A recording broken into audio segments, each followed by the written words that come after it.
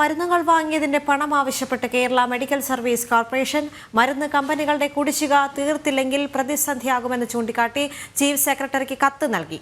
KMSCL MD doctor Vinay ഗോയലാണ് കത്ത് നൽകിയത്. ധനവകുപ്പ് അനുകൂല നിലപാട് സ്വീകരിക്കാതെ വന്നതോടെയാണ് ചീഫ് സെക്രട്ടറിയെ സമീപിച്ചിരിക്കുന്നത്. ശാലിനി ചേരുന്നുണ്ട് തിരുവനന്തപുരത്ത് നിന്ന്. ശാലിനി, നമുക്കറിയാം കടുത്ത സാമ്പത്തിക പ്രതിസന്ധിയിലൂടെയാണ് സംസ്ഥാനം കടന്നുപോയിക്കൊണ്ടിരിക്കുന്നത്. അതിന്റെ സൂചനകൾ പല വകുപ്പിൽ നിന്നും നമുക്ക് കിട്ടിക്കൊണ്ടിരിക്കുകയാണ്. ഒടുവിൽ ഏറ്റവും കുത്തഴിഞ്ഞ നിലയിൽ മുന്നോട്ട് പോകുന്ന ആരോഗ്യ വകുപ്പിലും കൂടി ഇതിന്റെ പ്രതിസന്ധി കടന്നു ചെല്ലുന്നു എന്ന് സൂചിപ്പിക്കുന്ന ചില റിപ്പോർട്ടുകളാണ് ഇപ്പോൾ പുറത്തേക്ക് വന്നുകൊണ്ടിരിക്കുന്നത്, അല്ലേ?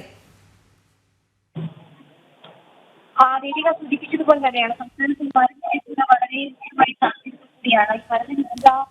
കുടിശ്ശിക, അതായത് മരുന്ന് സംഭരണത്തിന് കുടിശ്ശിക അനുവദിക്കുന്നതിൽ ധനവകുപ്പിന്റെ ഭാഗത്തു നിന്നുള്ള ഭീഷണി കൂടി ഇപ്പോൾ പുറത്തു വരുന്നത്.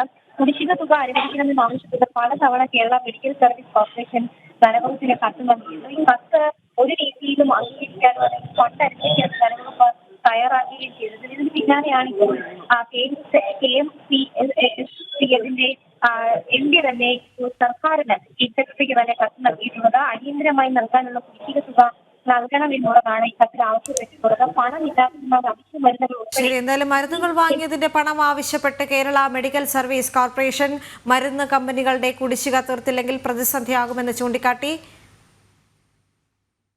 ചീഫ് സെക്രട്ടറിക്ക് കത്ത് നൽകി. KMSCL MD ഡോക്ടർ വിനയ് ഗോയലാണ് കത്ത് നൽകിയത്. ധനവകുപ്പ് അനുകൂല നിലപാട് സ്വീകരിക്കാതെ വന്നതോടെയാണ് ചീഫ് സെക്രട്ടറിയെ സമീപിച്ചിരിക്കുന്നത്. കടുത്ത സാമ്പത്തിക പ്രതിസന്ധി പല വകുപ്പുകളിലുമുണ്ട് എന്ന് സൂചിപ്പിക്കുന്ന റിപ്പോർട്ടുകൾ പുറത്തു വന്നിരുന്നു. അതിന്റെ ഏറ്റവും പുതിയ ഉദാഹരണമാണ് ഇത് എന്ന് സൂചിപ്പിക്കേണ്ടി വരും.